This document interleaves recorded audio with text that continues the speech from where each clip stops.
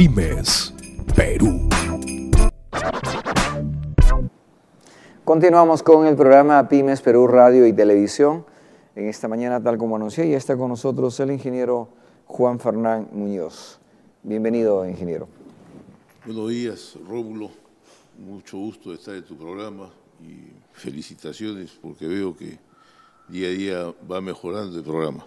Muchas gracias, ingeniero. De hecho, hemos estado con usted hace ya un buen tiempo, por no decir años, porque empezamos, ciertamente, y usted fue una de las personas que nos alentó a emprender este camino de hacer comunicaciones diferentes. Bueno, esa es una cosa que se ha debido hacer hace tiempo atrás, hasta en los mismos canales que dan mucho.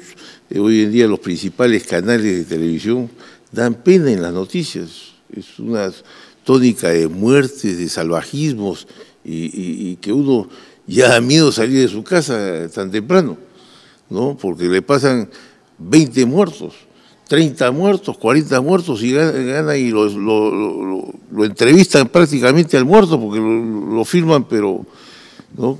Ciertamente. Es horroroso realmente el mundo en que estamos en este momento, sin pensar en un futuro, sin pensar en una cosa positiva, sin pensar, bueno, si pasó que lo investigue, pues otra cosa, pero no es una cosa de noticia, ¿no? Es exacerbar el cerebro, al contrario, perjudica a los niños. Ciertamente tenemos ahí el tema pues de la educación, tenemos el tema de cómo hacer frente, por ejemplo, a los retos tecnológicos. Y allí usted, de hecho, un gran impulsor desde el Colegio de Ingenieros, como profesional en sus propias empresas, hoy nos viene a contar un alcance importante, sobre todo en el tema de la tecnología y el transporte. Bueno, eso es fundamental. Nosotros tenemos que estar a la vanguardia. Ya el país se torna un país prácticamente a puertas de estar desarrollado y queremos todo el mundo llegar a ese sitio. Conversábamos minutos antes del conocimiento.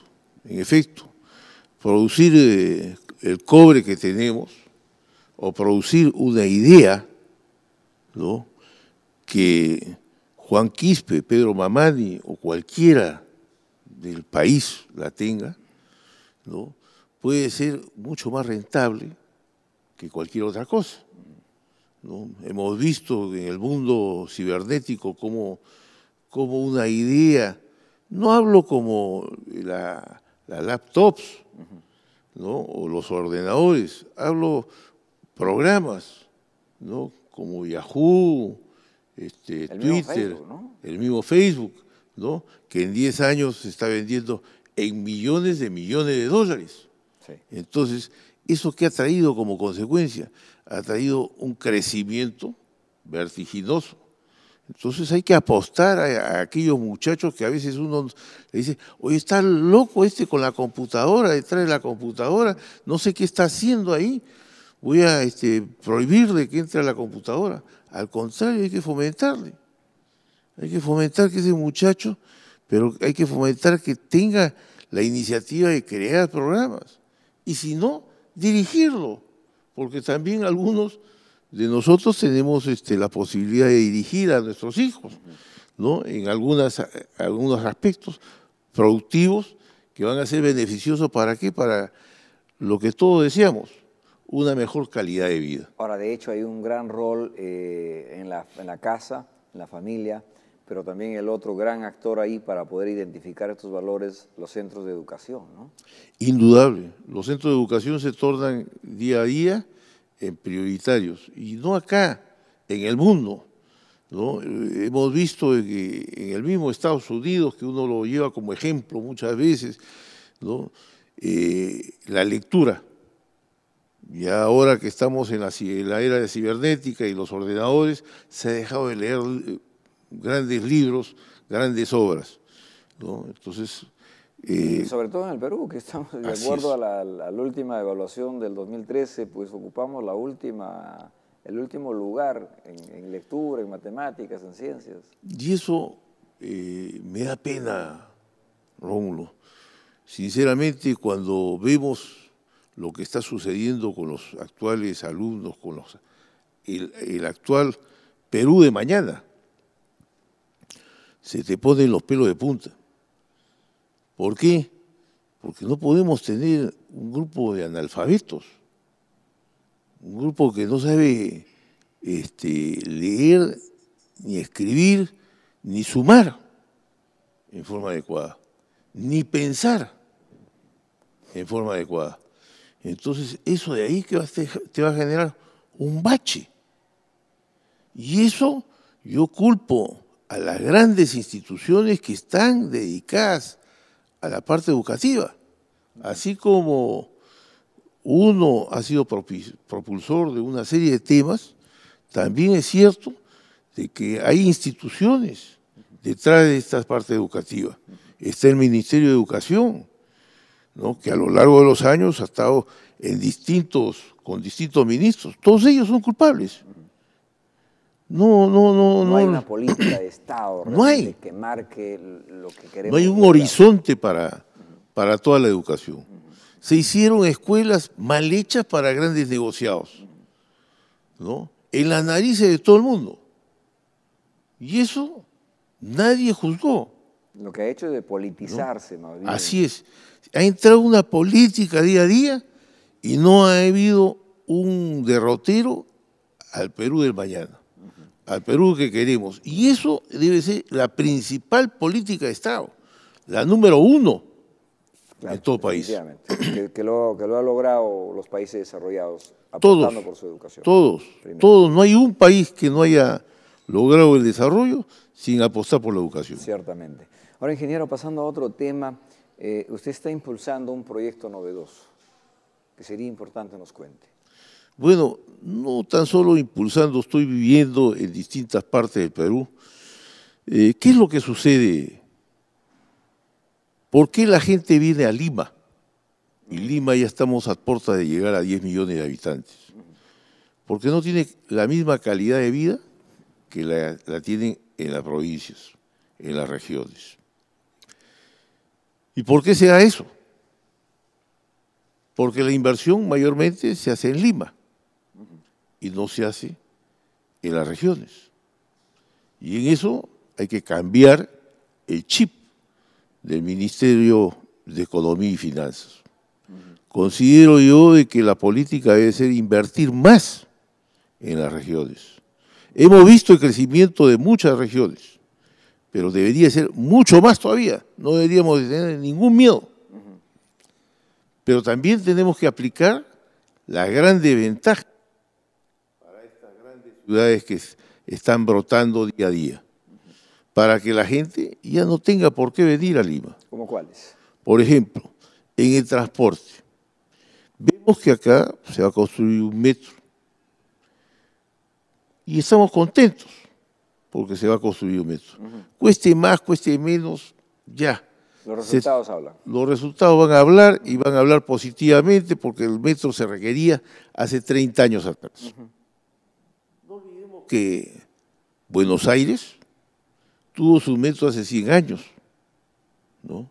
Entonces, y acá estamos festejando que recién los añitos que tenemos, dejamos de tener 20 años metro, por una tontería. Pero ¿qué las provincias? ¿Qué las regiones? Arequipa no se merece un metro, Claro. Cusco no se merece un metro, Trujillo no se merece un metro, Chiclayo no se merece un metro. Entonces uno dice, no, pero mucha inversión. Oye, un momentito. Si ahora no se hacen esos metros, mañana va a ser tan caótico como Lima y van a tener lo que hacer subterráneo, gran parte. Pero si ahora se hacen esos metros, se hacen lo que podría ser llamado los metros ligeros. Bueno, estamos viendo en pantalla, de alguna forma, la modernidad que generan en las ciudades Así es. estos medios de transporte, ¿no? Bueno, ahí vemos en la pantalla el metro de Oporto, que ha tenido 5 líneas construidas, 60 kilómetros de construcción de metro ligero, que ha costado 4.000 millones con reparación de pistas, construcción de veredas y todo lo demás en las principales plazas. Con haber no colocado, sino reinstalado, modernizado un puente antiguo dentro de la ciudad de Porto. Y esto ha transformado esa ciudad en 5 años. ¿Y por qué? Porque el metro ligero va, por lo general, a nivel de la superficie, ¿no? Lo que no se podía hacer en Lima porque Lima está tuburizada. Estamos esperando que las principales ciudades se tuburicen para recién decir, oiga, ¿no se va a poder hacer? ¿Por qué? Considero yo de que tenemos que hacer esa inversión, tenemos que hacer que el país entre en una nueva calidad de vida para todos los peruanos, que va a pagar el Estado por estos metros. Sí, tiene que pagar. Pero más paga el hecho de que ese paisano que tenemos haya venido a Lima y esté en un lugar, llamémosle, al costado de Lima, ¿no? En una forma inadecuada de vida. Entonces, ese peruano va a necesitar energía para todos sus quehaceres, va a necesitar agua para todos sus quehaceres, va a necesitar todas las aguas fluviales que lógicamente van a requerir grandes inversiones. Ahora, este gran proyecto, de hecho, el Perú lo necesita. ¿Está focalizado en algunas de las regiones de manera, digamos, puntual? No,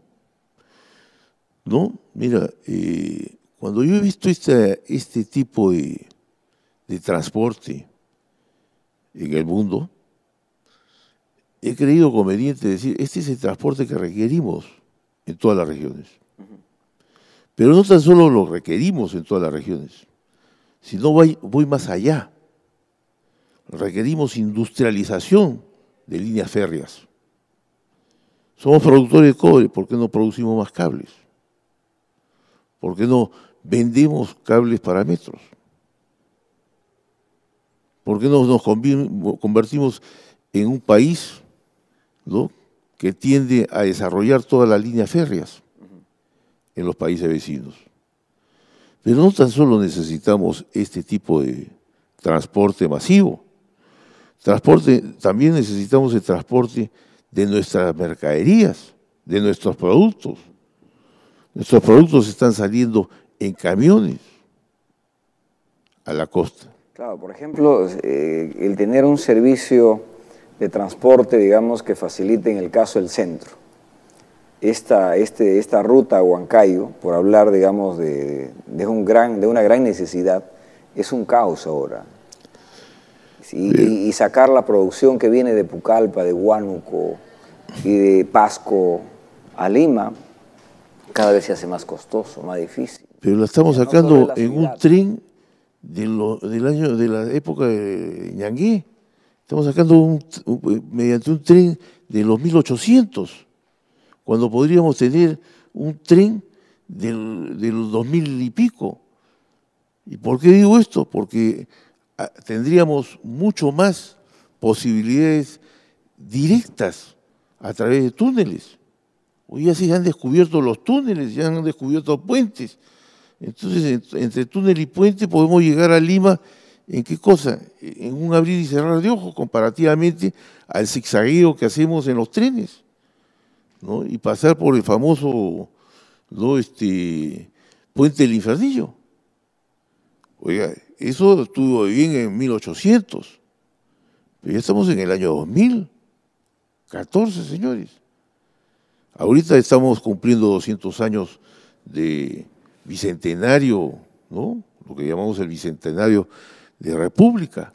Esto debe obedecer a un plan nacional, ¿no es cierto? Un plan de competitividad, y ahí en tu gestión, en el Colegio de Ingenieros, empezaste a trabajar el plan 2040, tratando, digamos, de darle una hoja de ruta para el país. Indudable, porque el país no está orientado, Rómulo. El país no tiene visión de futuro y nadie se la da. Y no vienen nuestros presidentes de turno, han tenido algunas ideas, pero no han tenido el conjunto de visión de futuro. Y eso se la da después de 5 años. Después de 5 años dijo, pucha, ¿por qué no hice esto? No, señor. Lo debiste prever antes y debió toda la población hacerlo. ¿Y qué cosa es el presidente? El facilitador. No es el que le nacen las ideas, es el facilitador, el que va a facilitar hacer los programas que toda la población ha creído conveniente. Entonces, esto del metro, esto de los trenes, esto del transporte, llamémosle, de entre las ciudades, tiene que haber un mecanismo real, con conocimiento, y ese es el Ministerio de Transportes y Comunicaciones, que hemos avanzado en transporte ferroviario en estos últimos 20 años. El metro de Lima, y párese contar. ¿Cierto? Recién ahora ha salido en proinversión un tren, ¿no? Piura-Ica, que yo felicito la iniciativa. Piura-Ica. Piura-Ica, ¿no? Ni siquiera hasta Arequipa, sino Piura-Ica. Pero bueno, puede ser eso un avance. Un avance, ¿no? Porque eso podría Pero conectar ¿por qué a la Tacna. costa? ¿Por qué no la sierra? ¿Por qué no la selva? Pero podría ser, digamos, un modelo. ¿No? ¿Hace cuánto tiempo? Bueno, también ahora estamos viendo el caso de Iquitos con Yurimaguas, ¿no? A la provincia de Alto Amazonas. Eso ha debido ser hace 100 años. Y con muchos detractores, ¿ah? No es fácil la aceptación incluso de la gente, ¿no? Tiene que aceptarse, no podemos tener una ciudad abandonada como Iquitos. Perfecto. Muchísimas gracias, ingeniero Juan Fernán Muñoz, por compartir con nosotros esta mañana. Y queremos, obviamente, comprometerlo para estar en varias otras conversas analizando los temas del país. Muchas gracias, Rómulo. Muy amable. Vamos a una breve pausa y regresamos con más para seguir hablando de tecnología en nuestro país. De hecho, vamos a conversar con el gerente de la empresa Abaquio. Pymes Perú.